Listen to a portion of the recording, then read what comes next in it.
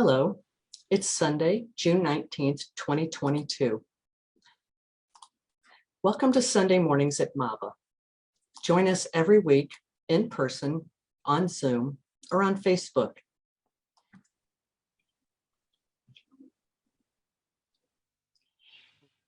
Good morning, everyone. My talk will be continued with Dukkha. A lot of people ask me the question that, especially, friends around me, they said that, you talk about Dukkha, it's very depressing. It's very pessimistic. Why don't we just, live at the moment and not think about too much about,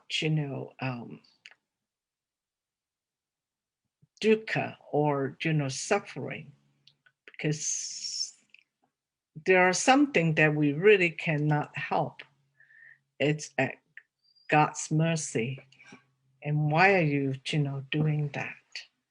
So all I can share is something from the scripture of the Buddha's teaching. So I would like to start with a chapter of the parables from the Lotus Sutra. It is said that at the end of a kalapa, and of course, this is based on the Buddha's teaching. Here's what is going to happen. So there are the calamities will happen at the end of a kalapa. If you're thinking or ask the question, what is a kalapa? It's a measure of the time. It's just like, the earth would be appear and then stay for a while, and then it's kind of like the cycle of human life, or the living beings on the earth.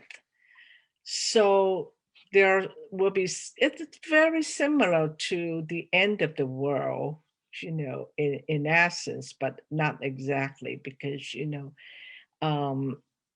there are differences, but I'm not going to go into that. It is said in the Lotus Sutra, the chapter of parables, saying that at the end of the kalapas, there are calamities, disasters. It's going to happen. There are lesser human disasters, and there are greater nature or natural disasters. Now let's look at the human side. What happened? What did we do?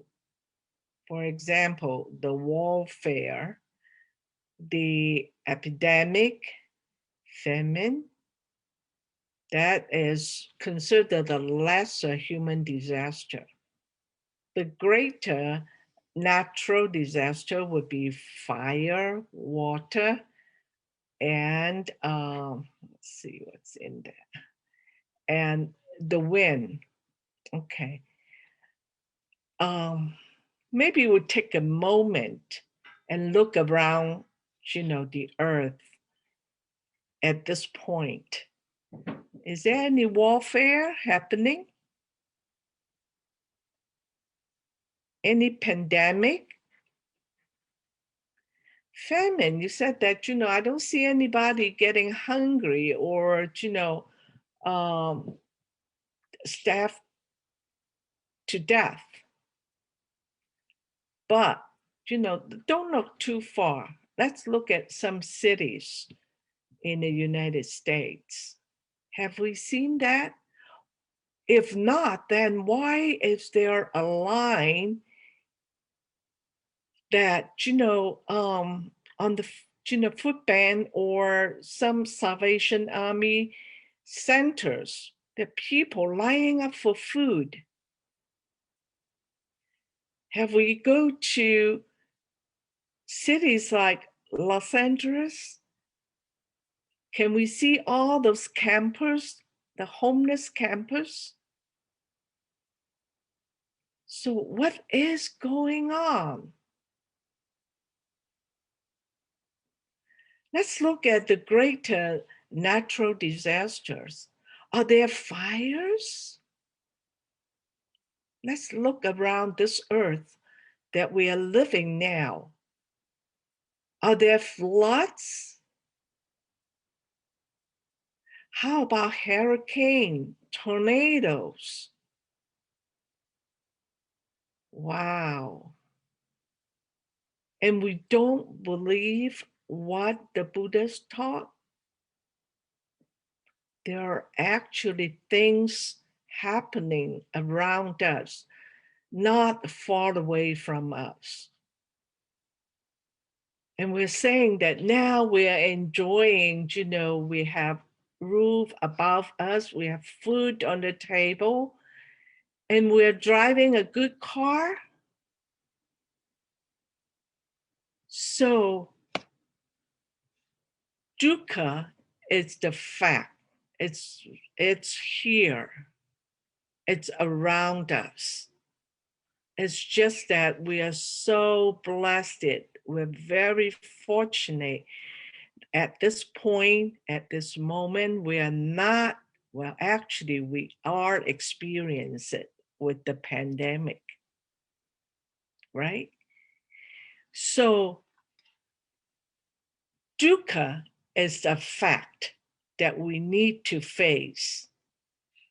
It's nothing if we don't practice that we can avoid. So I have been talking about dukkha for this Dharma talk years. So for the past talks, I talk about the categories of dukkha, like suffering of change, the pervasive suffering. So that is, dukkha is actually the first truth. It's a fact that the Buddha taught, dukkha. Okay. First of all, we have to recognize it. We have to face it. We have to accept it.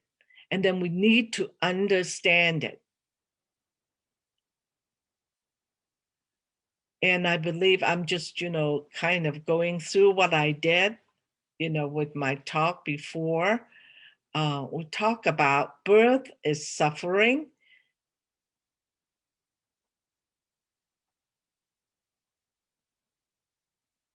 Sickness is suffering. Old age is suffering. Death is suffering. Those are the facts. Those are the facts that happen every day. Not only to our neighbors, but to ourselves. Have we ever get sick? Are we getting old?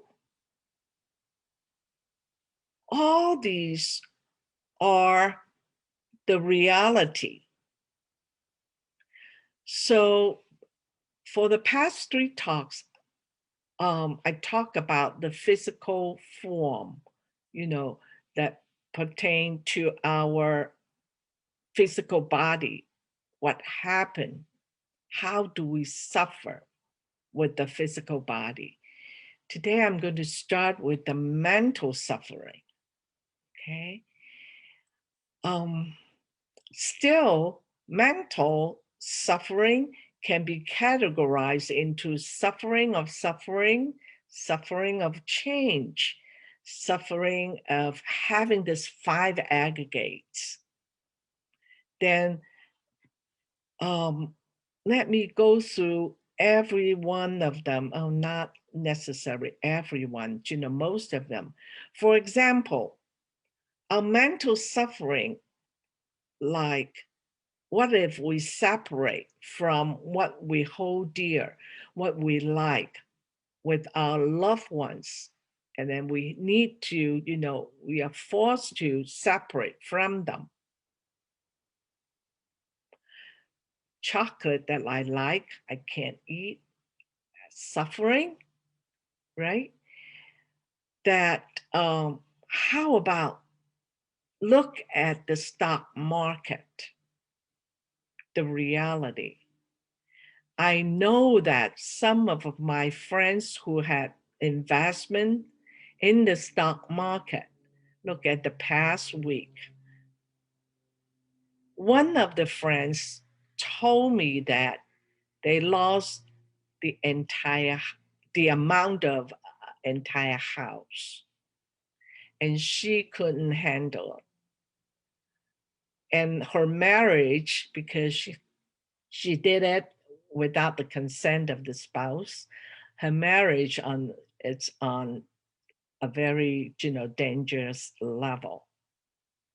We're talking about hundreds of thousands of dollars. Okay.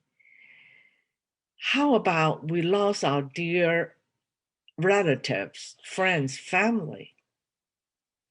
Is that suffering? Have anybody that never lose the friend or relative? How about the grandparents?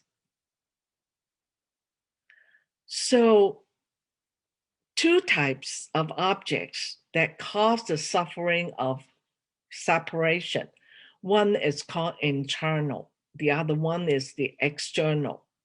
Internal meaning that, this physical form, not only physical, sometimes, people go under depression. Mentally, they're suffering, right? So not only the physical body, and then external object, we know that, things that will provide pleasant sensations, people we hold dear. So those are the dissatisfaction separating from what we want. Next one is, how about the opposite? What we don't want, but we have to have it. Okay. So I'm not going to pinpoint anybody, but somebody we really don't want to associate with, but we have to face them day in, day out. Like a very nasty boss, like a children or a child that would talk back to you constantly. How about the smell that we don't want to smell, but because of a broken sewer? Okay. How about our enemies? People who always argue, always against us. So how do we find out that, are we suffering from the encountering of what we are not desire? There are 5 signs that will show that, we're undergoing that kind of suffering. For example, the arisen of worry. If worry arises, we know that, something that we don't want, but we have to have. How about fear? How about afraid of damaging our reputations? How about our life is threatening or hurt? How about if we break the precepts? First thing is killing, right? How about we break the law and resulting in our very, very difficult next life? If we are facing those signs, experience those signs, that means we are actually encountering the undesirable. Next one will be fail to get what we want through striving.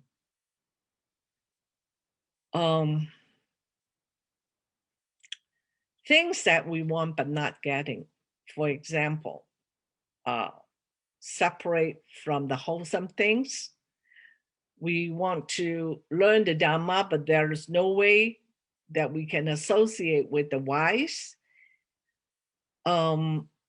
How about we like to, in a very good, favorable condition so that we can practice, but our neighbor is always having a dog barking when we are meditating. People would, if a person live in an apartment, the person upstairs would be stamping on the floor all the time, so we cannot practice. How about, we will be disturbed mentally or physically. That's, we want a condition, but that we cannot get. How about, I would like to have a chocolate, but I cannot get. Those are minor things, of course. So other mental suffering like worry, when the mind is in the condition of unsettling, then we worry. When something, misfortune or suffering arises, we cry. The pain, whether it's physical or mental, we still feel the pain, grief, despair, anger, hatred, disappointment. Those are all the mental sufferings. But we have to ask ourselves, have we experienced some of them at least? Excuse me. Well, feeling, when we suffer, usually it's connected to how we feel. Okay, so I'm going to share with you some of the teachings about feeling. I'm sure that, from time to time we have great teachers that will talk about all these, the 5 aggregates. So when we suffer mentally, feeling is the first one that we can recognize. Okay, so there are 3 types of feeling: pleasant feeling, unpleasant feeling, neither pleasant nor unpleasant, what we call the neutral. So pleasant feeling is actually a desirable, happy emotion, a feeling that we don't want to let go. When you feel something that you really want to hold on to it and you want it to linger, that means you are experiencing a pleasant feeling. The unpleasant feeling is an undesirable or detested emotion. Then the repulsive and dislike feeling would arise. So when we don't want something, rejecting something, then we know that this is an unpleasant feeling that arises. So we want to depart from it. So neither pleasant nor unpleasant, what we call the neutral, it's neither desirable or non-desirable emotion. Also, it is also considered as the equanimous feeling. It is, arising or ceasing. Its arising or ceasing does not affect, us physically or mentally, not just the emotion. So I have to add to that. Now, Venerable Master Insun subcategorizing those 3 types of feeling based on a commentary talking about the 5 aggregates. So there are 5 types.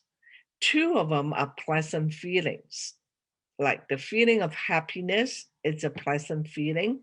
So it's directly influenced by physiology. It's related to our body. Okay. For example, we have a good massage. It's a pleasant, tactile feeling. For example, that, we see something beautiful, enjoying the scenery. Those are, with our eye contact, it's related to our physical body. Okay. Eating good food, that is directly related to the body. Okay. So it's called the feeling of happiness. Then the next one is feeling of joyfulness. So this is not related to the physical body. It's a mental pleasure. For example, we're thinking about my granddaughter. She's grown so much and she's beautiful. And it makes me very happy. So, and I'll be very joyful, just thinking about her. So those are the feeling of joyfulness mentally. Then the next one would be two unpleasant feelings. The feeling of suffering. This is related to the physical form. This is arise from the discomfort of the physical body. Of course, we know that the body affects, the mental suffering also. But feeling of suffering is directly related to the discomfort of the physical body. The next one is feeling of worry. It is an unpleasant feeling arise not related to the physical body. It's mental and emotional, such as anxiety, depressed, psychologically distressed. So those are the two unpleasant feelings, one related to the physical form, the other one is not. Now come to the 5 types of feeling. The 5th type of feeling, it's called neither pleasant nor unpleasant. Okay, or we also call it the neutral feeling. It can divide it into 2 parts. One of them is called feeling of indifferences towards objects in contact. This can be external or internal. Internal means related to our body and mind. External is what is outside, the outside environment. When I look at the wall here, it's a wall. I'm indifferent to it, when I'm looking at it. I'm looking at my leg, which is crossed now, sitting on the chair. Yeah, it is, my perception, my conception is there. I'm sitting, but, I don't have a pleasant or unpleasant feeling unless the pain arises, okay? So the next one is a little bit complicated. It's called feeling of equanimity. So this one is neither influenced by the physical or mental feelings. It's just there. It's detached from the body sensation and mental feeling, Bhikkhu Bodhi explained that it's that this kind of feeling of equanimity is like evenly look on the pleasant or unpleasant feeling of the body and mind without, like or dislike, pleasant or unpleasant. It's just like equally look at the pleasant and unpleasant as, equal state. So there is no difference between the body and mind. So we're not going to remember before we categorize it, whether the feeling, the pleasant or unpleasant feeling related to the body or related to the mind, right? This one, it's not categorized like that way. So we probably would like to spend a little bit time on this equanimity. Now, the Pali word of equanimity is upekkha. They can, we can consider or look at it in two ways, upekkha. Upekkha is like if we are putting it in to describe or into the category of feeling, which is one of the five aggregates, one category of the five aggregates. So it is like, we can consider it as a not painful and not pleasant feeling. So it's like the feeling of equanimity. Then the next one is putting on, we categorize it on the mental factor, and it is a skillful mental factor. Then in that way, we have seen from time to time, like, for example, we practice the Brahma Vihara, then upekkha is one of the practice. It is a mental factor that we can develop or train to reach that state. So all depends on where do we use upekkha. So then there are definitions of the Pali word upekkha. It can be described as unbiased, unaffected, lack of involvement or reaction. It is the hedonic neutrality. It's indifference or calm, what we call the equanimity. It's a neutral feeling, and it's a 0 point between joy and sorrow, or it's no pain or pleasure. And we can also look at it as look into into an uninterested way. When we see an object or when we hear a sound, contact to the external object, we're not interested. Okay, so all these are the definitions. Now, if we categorize it as one of the Vedana, one of the feelings, it means that neither pleasant, it's not a pleasant feeling, nor it's a non,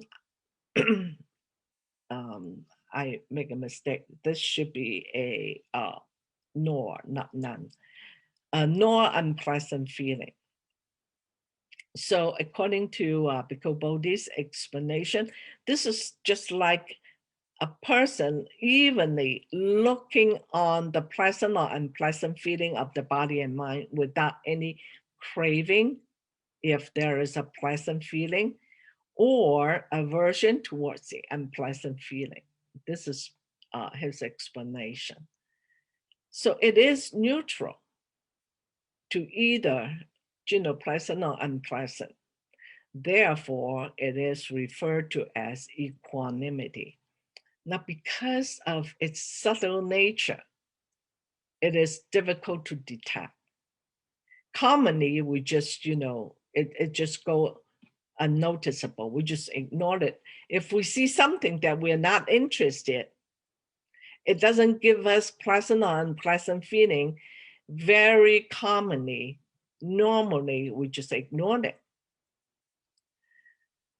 Why is it so subtle? Because when we have unpleasant feeling, the energy level, the intensity is so heavy that we will notice it immediately, especially with the unpleasant feeling. For example, if we get sick, there's pain on the body, we are so upset, immediately we will notice it. Pleasant feeling is the next step down, actually. We're happy, but we're just happy, we just enjoy, we don't analyze it, right? But with the neither nor, then it's just there, right? So it's very subtle, it's very difficult to notice it.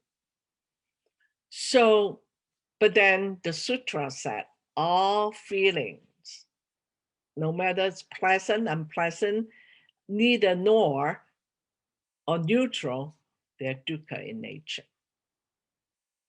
Okay, so do not crave or cling to the pleasant feelings. Do not averse or reject the unpleasant feelings or get angry. Do not ignore, which is easily doing so, the neutral feelings. Samyutta Nikaya 36.3, talking about feeling, it's called abandonment. And I would like to read this quickly. So when one experiences pleasure, if one does not understand feeling, the tendency to lust is present. Okay, if we enjoy so much about the pleasant feeling, craving arises. There is a tendency of craving for one not seeing the escape from it. If we don't understand it, we don't see the danger, then we just indulge in there and we can't escape from it. When one experiences pain, if one does not understand feeling, the tendency to aversion is present, for one not seeing the escape from it. Same thing as craving, right? The one of broad wisdom has taught, the Buddha, with references to that peaceful feeling, neither painful nor pleasant. If one seeks delight even in this, one is still not released from suffering. If we have the balanced mind, we understand the equanimity, but we cling to that kind of equanimity state, we're still running the opposite way of liberation. So that's what this passage means. I'm running out of time, so I would like to save the other stuff for the next time. Again, I would like to show this picture from time to time. Dukkha, dukkha, dukkha. Don't turn your head away from it. Face it, accept it, understand it, and try to accept it as this is the reality. Okay, so it says that without rain, nothing grows. So dukkha is actually a good thing.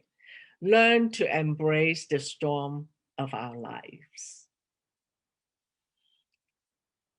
May all beings be happy.